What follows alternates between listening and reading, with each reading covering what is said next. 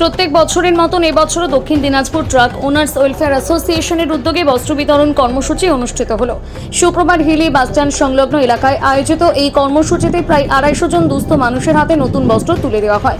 অনুষ্ঠানে বিশেষ অতিথি হিসেবে উপস্থিত ছিলেন বালুরঘাট পৌরসভার পৌরপ্রধান অশোক কুমার মিত্র, হিলি রুরাল হাসপাতালের পিএমওইচ, হিলি থানা ট্রাক ওনার্স ওয়েলফেয়ার সম্পাদক কার্তিক চন্দ্র সাহা, চঞ্চল সাহা, দক্ষিণ দিনাজপুর ট্রাক ওনার্স অ্যাসোসিয়েশনের সেক্রেটারি সহ একাধিক বিশিষ্ট ব্যক্তি।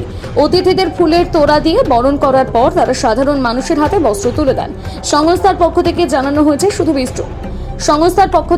হয়েছে শুধু বস্ত্র বিতরণ নয়, সারা বছর জুড়ে রক্তদান শিবিরের আয়োজন সহ নানান সামাজিক কর্মকাণ্ডে তারা সক্রিয়ভাবে অংশ নেয়। দুস্থ মানুষদের পাশে দাঁড়ানোই তাদের প্রধান লক্ষ্য।